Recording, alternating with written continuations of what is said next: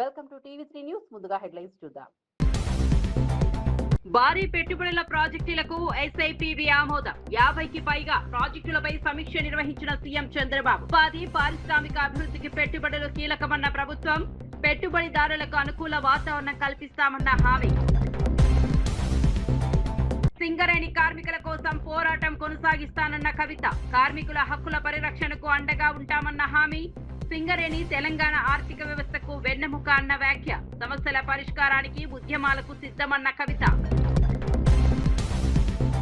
జ్ఞానేశ్వరి కుటుంబానికి ధైర్యం చెప్పిన హోంమంత్రి అనిత. చిన్నారి ఆచూకీ కోసం అన్ని కోణాల్లో దర్యాప్తు. ప్రత్యేక బృందాలతో గాలింపు చర్యల కొనసాగింపు. చిన్నారిని క్షేమంగా తీసుకురావడమే లక్ష్యమన్న అనిత.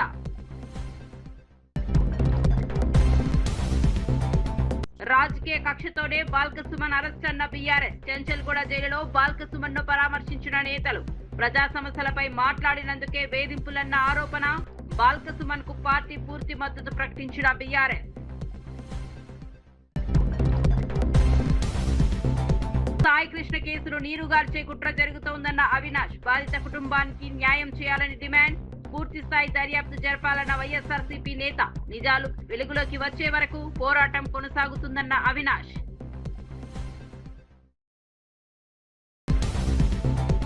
వార్త వివరాల్లోకి వెళ్తే, అమరావతిలో ముఖ్యమంత్రి చంద్రబాబు నాయుడు అధ్యక్షతన 18వ రాష్ట్ర స్థాయి పెట్టుబడుల ప్రోత్సాహక బోర్డు సమావేశం జరిగింది. ఇంధన, ఐటీ, ఎలక్ట్రానిక్స్, పర్యాటక, మౌలిక సదుపాయాలు, పరిశ్రమలకు సంబంధించిన కీలక ప్రాజెక్టులపై ఈ సమావేశంలో చర్చించారు. రాష్ట్రానికి భారీ పెట్టుబడులు తీసుకురావడమే లక్ష్యంగా 50కి పైగా ప్రాజెక్టులకు ఆమోదం తెలిపే అంశంపై సమగ్రంగా సమీక్ష నిర్వహించారు.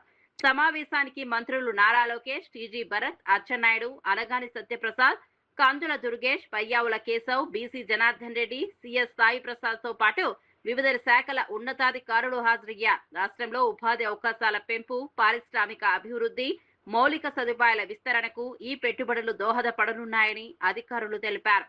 పెట్టుబడిదారులకు అనుకూల వాతావరణం కల్పించేందుకు ప్రభుత్వం కట్టుబడి ఉందని తెలిపారు.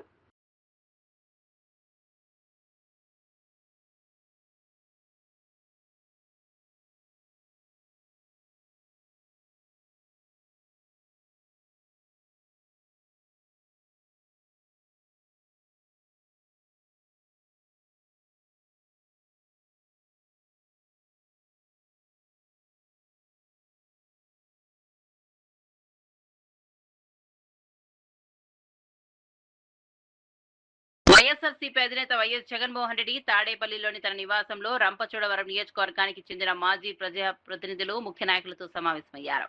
ఈ సందర్భంగా పార్టీ బలోపేతం, భవిష్యత్ కార్యాచరణ, స్థానిక రాజకీయ పరిస్థితులపై విస్తృతంగా చర్చించారు.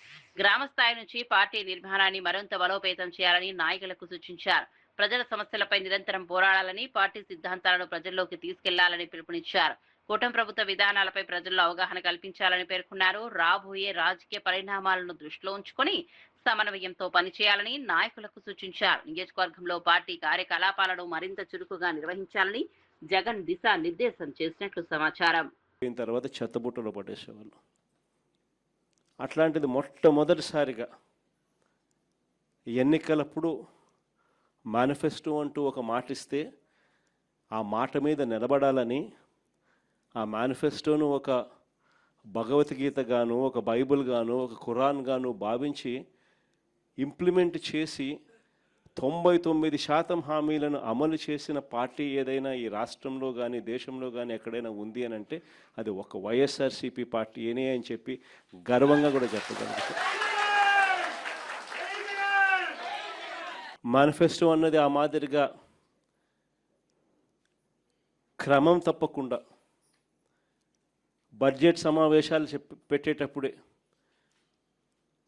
ఏ పథకం ఏ నెలలో ఇస్తాము అని చెప్పి కూడా క్రమం తప్పకుండా మళ్ళీ అది అమలు చేసిన పార్టీ కూడా ఎక్కడైనా దేశంలో ఉంది అని అంటే అది కూడా ఒక వైఎస్ఆర్సీపీ ప్రభుత్వం మాత్రమే. అంతగా ఏకంగా ఎప్పుడు కని విని ఎరగని విధంగా పరిపాలనలో మార్పులు కూడా తీసుకొచ్చు. మనం రాకమునుపు స్కూళ్ళు ఎలా ఉండేటివి, మనం వచ్చిన తర్వాత స్కూళ్ళు ఎలా మారాయి అన్నదానికి మీలో ఎవరికి మైక్ ఇచ్చినా కూడా నాకన్నా చక్కగా చెప్పగలుగుతారు. మనం రాకమునుపు హాస్పిటల్లో ఆరోగ్యశ్రీ పరిస్థితి ఎలా ఉండేది, మనం వచ్చిన తర్వాత హాస్పిటల్లో ఆరోగ్యశ్రీ పరిస్థితి ఎలా మెరుగైంది అన్నది నాకన్నా బాగా మీలో ఎవరికి మైక్ ఇచ్చినా కూడా నాకన్నా బాగా చెప్పగలుగుతారు. మనం రాకమునుపు వ్యవసాయం అన్నది రైతు ఎన్నెన్ని ఇబ్బందులు పడుతూ ఉన్నారు, మనం వచ్చిన తర్వాత రైతు ఏ విధంగా బాగుపడ్డాడు అన్నది నాకన్నా బాగా మీలో ఎవరికి మైక్ ఇచ్చినా కూడా చక్కగా చెప్పగలుగుతారు. మనం రాకమునుపు గ్రామ స్థాయిలో పరిపాలన అన్నది అందక, ఇంటికే వచ్చే పరిపాలనకైతే దేవుడెరుగు, పరిపాలనలో అందక, ఏ పథకము అందక. ఆక్వా రంగంపై మాజీ ప్రభుత్వ విధానాలను విమర్శిస్తూ ఎంఏ షరీఫ్ తీవ్ర వ్యాఖ్యలు చేశారు. గత 5 ఏళ్లలో ఆక్వా రైతులను మోసం చేసి రంగాన్ని సంక్షోభంలోకి నెట్టారని ఆరోపించారు. ధరల సమస్యలపై కుల రాజకీయాలు చేయడం సరికాదని పేర్కొన్నారు. ఆక్వా రైతుల ప్రయోజనాల కంటే రాజకీయ లాభాలకే ప్రాధాన్యం ఇచ్చారని విమర్శించారు. రాష్ట్రంలో ఆక్వా రంగం వేలాది కుటుంబాలకు జీవనాధారమని, వారికి స్థిరమైన ధరలు, మార్కెట్ భరోసా కల్పించాల్సిన బాధ్యత ప్రభుత్వాలపై ఉందన్నారు. రైతులు ఎదుర్కొంటున్న సమస్యలను పరిష్కరించకుండా పరస్పర ఆరోపణలతో కాలం గడపడం దురదృష్టకరమని పేర్కొన్నారు. ఆక్వా రంగ పునరుద్ధరణకు స్పష్టమైన కార్యాచరణ అవసరమని, రైతుల నష్టాలను తగ్గించే విధానాలు అమలు చేయాలని డిమాండ్ చేశారు. ఆ రకంగా ఎకరానికి 70,000 రూపాయలు మీ హయాంలో నిరంతరంగా క్వాలిటీ కరెంట్ ఇవ్వలేకపోవటం మూలంగా మరి ఆనాడు ఎకరానికి 70,000 రూపాయలు డీజిల్ కోసం వెచ్చించి రైతులు నష్టపోయారు. అది ఒక భారంగా మారిందనే విషయాన్ని కూడా ఈ సందర్భంగా గమనించాల్సిందిగా మనం చేస్తున్నా.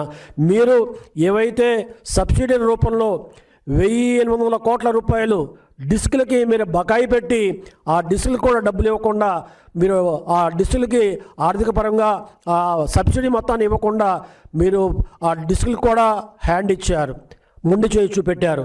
కాబట్టి ఈనాడు వైఎస్ఆర్సీపీ సర్కారులో మరి ఆనాడు 240 రూపాయలు మద్దతు ప్రకటించారు.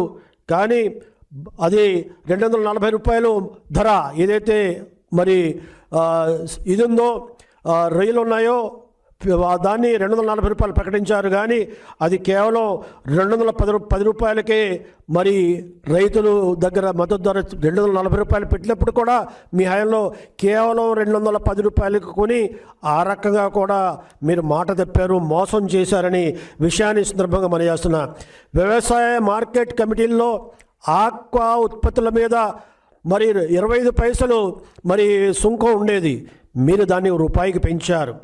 ఆ రకంగా వారి మీద సుమారుగా మరి భారం వేశారు. అంటే 75 పైసల భారాన్ని మీరు మోపారు. ఏదైతే నీటిని ఆక్వా రైతులు వాడుకుంటారో 1000 లీటర్ల నీటిని 12 రూపాయలు ఉంటే మీరు 120 రూపాయలు పెంచిన విషయం వాస్తవం కాదా? ఆ రకంగా ఆక్వా రంగాన్ని మరి రైతుల మీద మీరు మోపిన భారం మూలంగా వాళ్ళు లాభాలు పోయి నష్టాల్లో మరి ఉండిపోయిన పరిస్థితిని కూడా ఈ సందర్భంగా గమనించాల్సిందిగా మనం చేస్తున్నా. అమెరికా మరి విధించిన 26% దిగుమతి సుంకం నుండి ఆక్వా రైతులు మరి ఏదైతే ఎగుమతి చేయవలసిన మరి ఉన్నాయో, రొయ్యలు ఉన్నాయో వాటి వల్ల ఇబ్బంది పడుతుంటే కేంద్ర ప్రభుత్వానికి ఉత్తరం రాసి ఆ రకంగా ఎగుమతులు నిలిచిపోకుండా మరి ఈ కూటమి ప్రభుత్వం ప్రధానమంత్రి గారి జోక్యంతో మరి ఏవైతే మరి రొయ్యలు ఉన్నాయో మరి విదేశాలకి, ముఖ్యంగా అమెరికాకి మరి ఎగుమతి అయ్యే రకంగా మా ప్రభుత్వం చర్యలు తీసుకున్న విషయాన్ని కూడా ఈ సందర్భంగా గమనించాల్సిందిగా మనం చేస్తున్నాం. కాబట్టి ఈనాడు ఏదైతే కుటుంబ ప్రభుత్వం రాగానే చంద్రబాబు నాయుడు గారు వెంటనే మరి కేంద్ర ప్రభుత్వానికి రాయటం మూలంగా ఈనాడు ప్రాను మరి కనీసం 220 రూపాయలు ధర పలికే రకంగా, ఎగుమతి ధర పలికే రకంగా మేము కృషి చేసి ఆ రకంగా ఆక్వా రైతుల్ని ఆదుకున్నామనే విషయాన్ని కూడా ఈ సందర్భంగా మనవి చేస్తున్నా. సింగరేణి బాయిబాట కార్యక్రమంలో భాగంగా రామగుండం ఓసీపీ 3 వద్ద నిర్వహించిన భారీ గేట్ మీటింగ్ లో టీఆర్ఎస్ అధినేత్రి కల్వకుంట్ల కవిత పాల్గొన్నారు. ఈ సందర్భంగా సింగరేణి కార్మికులను ఉద్దేశించి ప్రసంగించిన ఆమె కార్మికుల సమస్యల పరిష్కారం కోసం ఎప్పుడూ ముందుంటారని హామీ ఇచ్చారు. సింగరేణి సంస్థ తెలంగాణ ఆర్థిక వ్యవస్థకు వెన్నెముక లాంటి సంస్థ అని పేర్కొన్నారు. కార్మికుల సంక్షేమం, ఉద్యోగ భద్రత, వేతనాల అంశాల్లో ప్రభుత్వం మరింత బాధ్యతగా వ్యవహరించాలని కోరారు. కార్మికుల హక్కుల పరిరక్షణ కోసం అవసరమైతే ఉద్యమాలకు కూడా సిద్ధమని తెలిపారు. సింగరేణి ప్రాంతాల్లో ప్రజలు ఎదుర్కొంటున్న సమస్యలను తెలుసుకునేందుకు బాయబాట కార్యక్రమం నిర్వహిస్తున్నామని వెల్లడించారు. రూపాయలు సంవత్సరానికి నష్టం వస్తూ ఉంది ఈపీ ఆపరేటర్లకు అని చెప్పినారు. అందుకనే క్షమించమని మిమ్మల్ని కోరుతూ మళ్ళీ ఆ హక్కును పొందే విధంగా మీ తరఫున నిలబడి మాట్లాడి సాధించుకొస్తానని కూడా మీకు నేను మాట ఇస్తూ ఉన్నాను. అదేవిధంగా కంపెనీ దగ్గర బోలెడని డబ్బులు ఉంటాయి, కానీ వెహికల్స్ మాత్రం అన్ని పాతయే ఉంటాయి.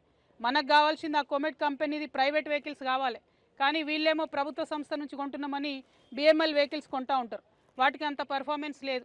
అది కూడా కొని నాకు తెలిసి 9 ఏళ్ళు అయిపోయింది. అప్పటి నుంచి ఇప్పటివరకు కొత్త వెహికల్స్ అన్నవి కొన్నటువంటి పరిస్థితే లేదు. కాబట్టి కంపెనీని నేను డిమాండ్ చేస్తూ ఉన్నా, ఈపీ ఆపరేటర్స్ అంటే వాళ్ళకి ప్రాణ సంకటం ఉంటుంది. మొన్న ఈ మైన్ మీద కూడా ఆ ఓవర్ ఆయిలింగ్ చేసి ఒక షవల్ కాలిపోయింది.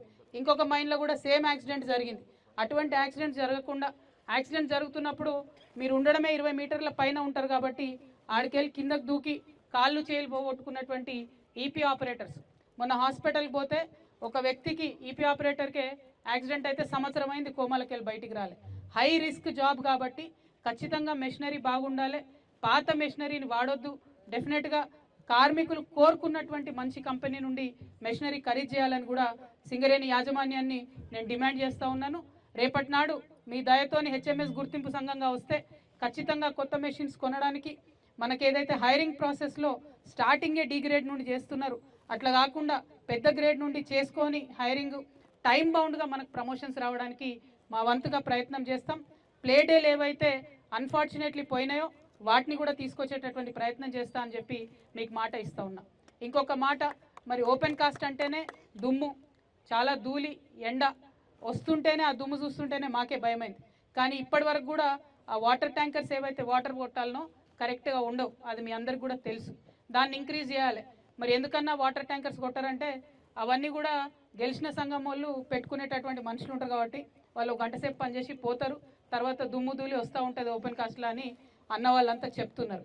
సో మేము మాత్రం మాటిస్తున్నాం, హెచ్ఎంఎస్ గెలిచినా కూడా ఖచ్చితంగా పనిచేసే వాళ్ళే ఉంటారు వాటర్ ట్యాంకర్స్లో కూడా. నన్ను మా హెచ్ఎంఎస్ వాళ్ళు తిట్టుకున్నా సరే, కానీ గెలిచినామని చెప్పి పనెగ్గొట్టి పోవద్దు దయచేసి. ఇక్కడ కార్మికులతో పని చేసుకుంటూ నాయకత్వం వహిస్తేనే కార్మికుడికున్న కష్టం తెలుస్తుంది. కాబట్టి అటువంటి సంఘంగా మనందరం ఉండాలని కూడా నేను చాలా బలంగా కోరుకుంటా ఉన్నా. మీ అందరితో ఇంకొక మాట కూడా చెప్తున్నా, నేను తెలంగాణ ఉద్యమ సందర్భంలో కూడా సింగరేణి వాళ్ళతోనే ఉన్నా.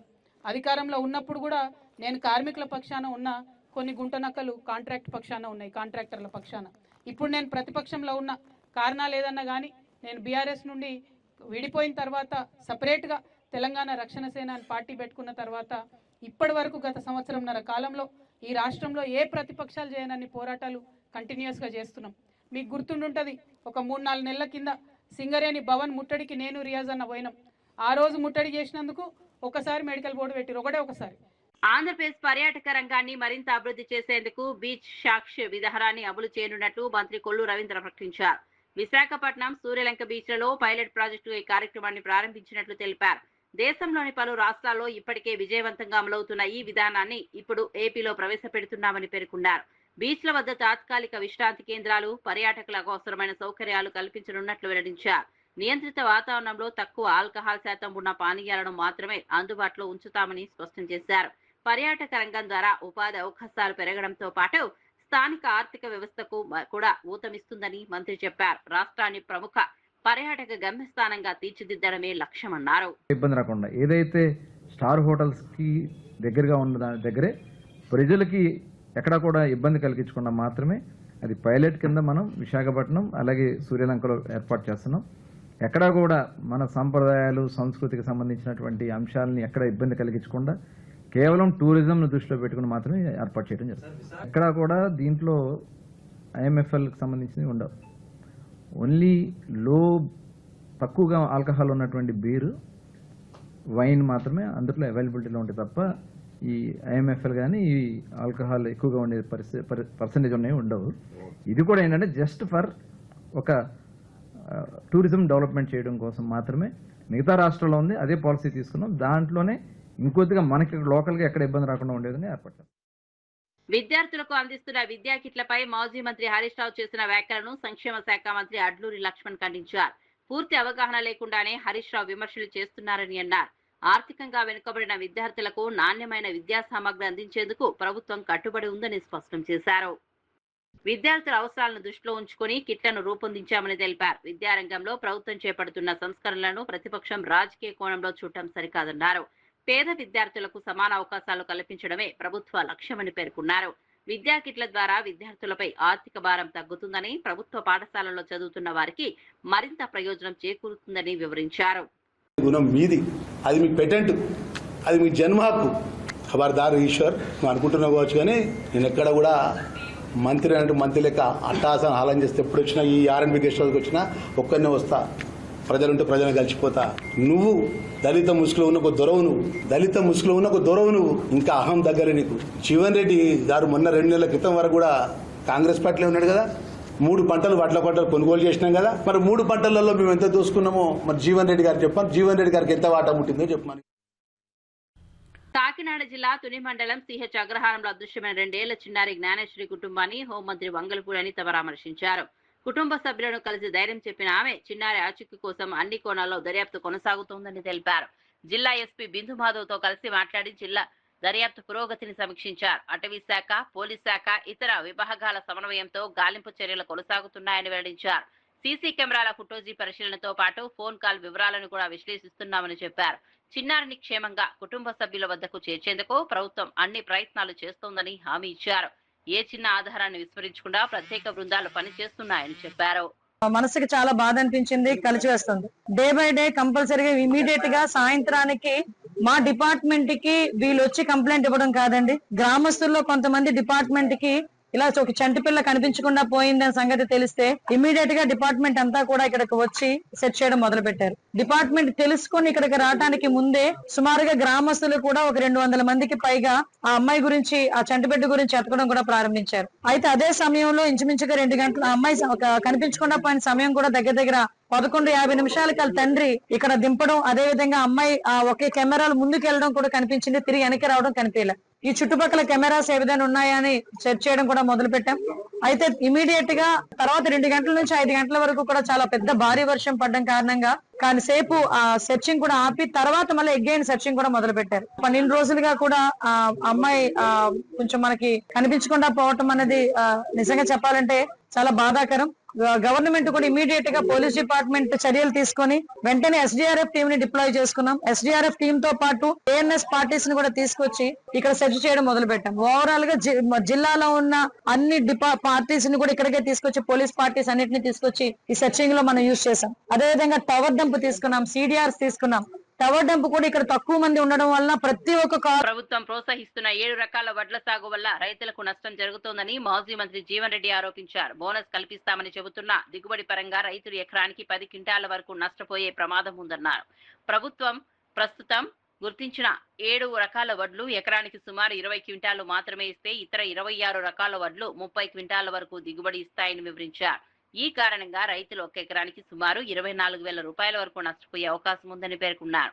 రైతుల ప్రయోజనాలను దృష్టిలో పెట్టుకుని పంటల ఎంపికపై ప్రభుత్వం పునరాలోచించుకోవాలని కోరారు. అధిక దిగుబడి ఇచ్చే రకాల వడ్లకు కూడా ప్రోత్సాహకాలు అందించాలని డిమాండ్ చేశారు. రైతుల ఆదాయం పెరిగేలా విధానాలు ఉండాలని జీవన్ రెడ్డి సూచించారు. ఆ 26 రకాలు ఉన్నాయి కదా, 26 రకాలు అవి దాదాపు 30 క్వింటాలు వస్తాయి. 30 క్వింటాలకు 20 క్వింటల మధ్య వ్యత్యాసం 10 క్వింటాలు. 10 క్వింటాలు అంటే ప్రభుత్వం మద్దతు ధర మనం లెక్కకు తీసుకుంటే 2,470 రూపాయలు ఎంత ఉన్నది ఇప్పుడు. 2,470 రూపాయలు అని చెప్పంటే ఇంటూ 10 24,700 రూపాయలు. 24,700 రూపాయల విలువ గల దిగుబడి తగ్గే అవకాశం ఉంది. అంటే రైతుకు మేలు ఏది లాభసాటి చెప్తున్నారా, లేక మీ బాధ్యత తప్పించుకోవడానికి, ఇలా ప్రభుత్వం ప్రొక్యూర్మెంట్ బాధ్యత తప్పించుకోవడానికి కొరకు అంటున్నాను. ధాన్యం సేకరణ బాధ్యత తప్పించుకోవటానికి కొరకు వీళ్ళ మార్కెట్ డిమాండ్ వరి ధాన్యాన్ని మాత్రమే సాగు చేయండి అని చెప్పంటే వీళ్ళ ప్రభుత్వం దాన్ని సేకరించే బాధ్యత లేకుండా మార్కెట్లోనే మీరు అమ్ముకోవచ్చు.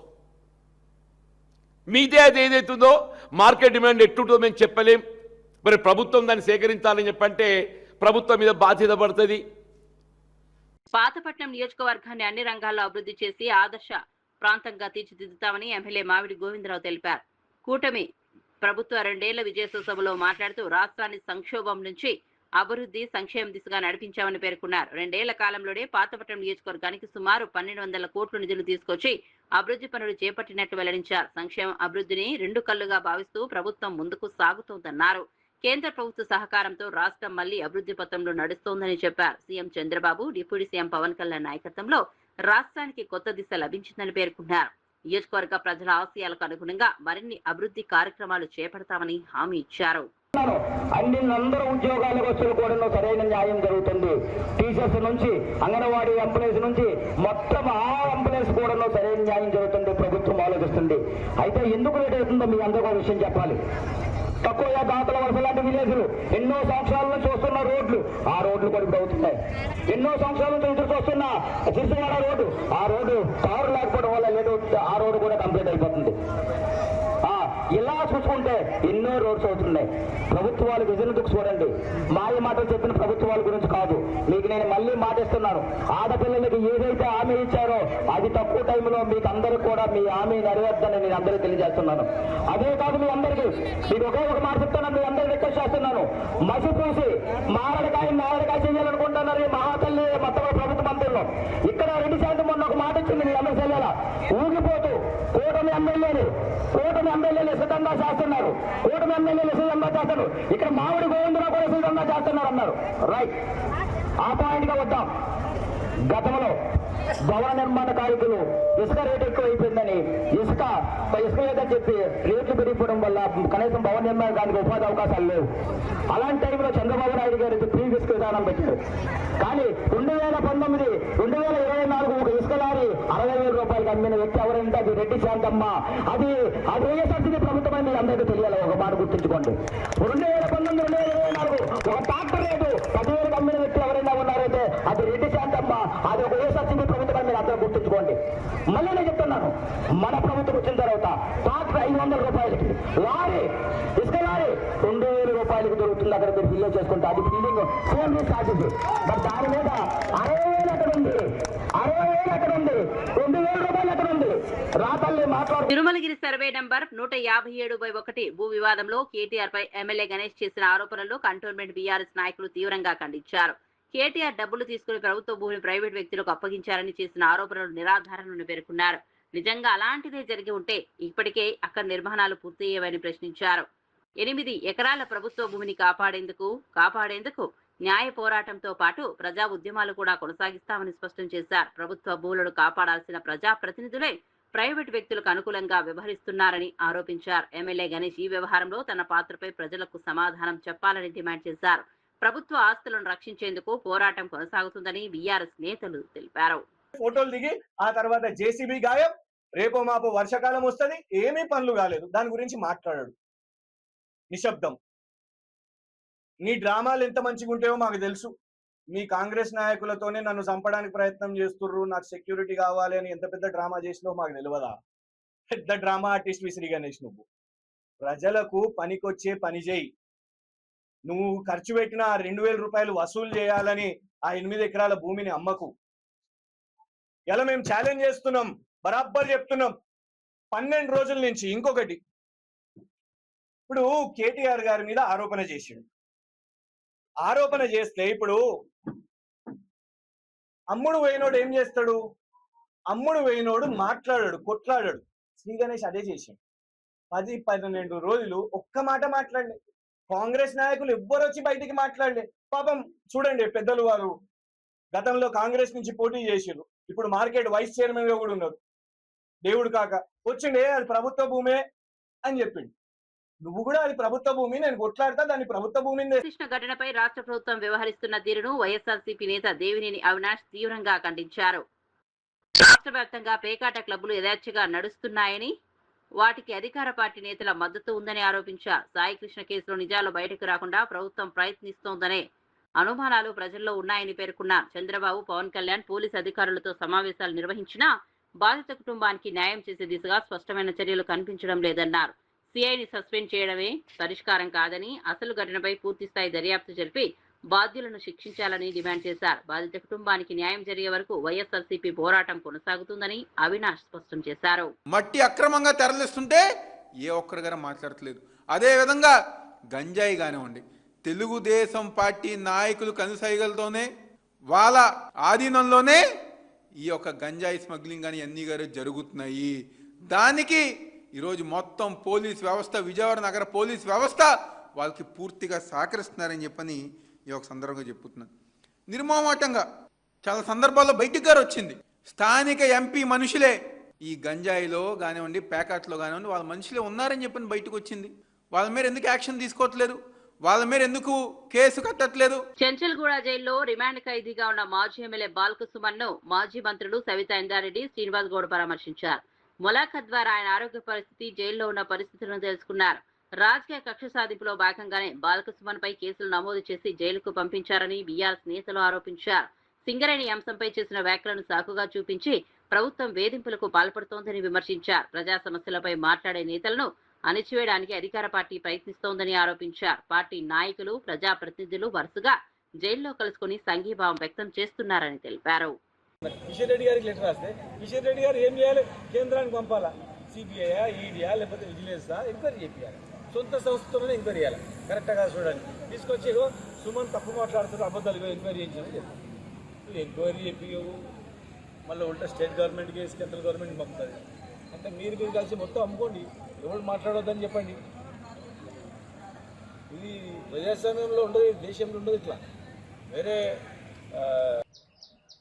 మాజీ మంత్రి వర్లు అట్లాగే నేను, నాతో పాటు అడ్వకేట్ గారు అందరు కలిసి సుమన్ గారిని కలవడానికి రావడం జరిగింది. ప్రజల పక్షాన, ప్రజల గొంతుగా ఆ ప్రాంతంలో జరుగుతున్న అన్యాయాన్ని ప్రశ్నిస్తే ఈరోజు కేసు పెట్టి, అక్రమంగా కేసు పెట్టి దాదాపు 20 రోజుల నుండి జైల్లోనే పెట్టిన సందర్భం తెలంగాణ ప్రజలందరూ గమనిస్తూ ఉన్నారు. సుమన్కి జైలుకి రావడం కొత్త ఏం కాదు. ఎందుకంటే తెలంగాణ మూమెంట్ అప్పుడు కూడా కేసీఆర్ గారితో పాటు ఉద్యమంలో స్టూడెంట్ లీడర్గా పార్టిసిపేట్ చేసి చాలాసార్లు తెలంగాణ ఉద్యమం కోసం కేసులైనవి, అవన్నీ కూడా భరించున్నారు తెలంగాణ రాష్ట్ర సాధనలో. ఈరోజు కూడా తనేం తప్పు చేసి కాదు, కానీ ప్రజల కోసము, అక్కడున్న సింగరేణికి సంబంధించిన అక్కడి కార్మిక సోదరుల కోసం ప్రశ్నించినందుకు ఈరోజు సుమన్ని జైల్లో పెట్టేసి, కేసు పెట్టేసి ఈరోజు పెట్టిన సందర్భం తెలంగాణ ప్రజలు అన్ని గమనిస్తూ ఉన్నారు. ముఖ్యంగా సింగరేణిలో ఈ ప్రభుత్వం వచ్చినాక, రేవంత్ రెడ్డి గారి ప్రభుత్వం వచ్చినాక జరుగుతున్న అవినీతి అక్రమాల మీద ప్రశ్నిస్తున్నందుకు ఈరోజు తట్టుకోలేక జైలుకు పంపించడం. ఇదే కాదు, మొన్న మున్సిపల్ ఎలక్షన్స్లలో, కేతన్పల్లి మున్సిపల్ ఎలక్షన్స్లలో కూడా మెజార్టీ వచ్చింది, ఎట్లాగైనా మెజార్టీని ఇచ్చేసి మళ్ళీ వాళ్ళ కోటాల్లో వాళ్ళ ఖాతాలో వేసుకోవాలి కాంగ్రెస్ పార్టీ అనే ఉద్దేశంతో ఆ రోజు కూడా ఒక కేసు పెట్టి లోపలికి పంపించిన సందర్భం చూస్తున్నాం.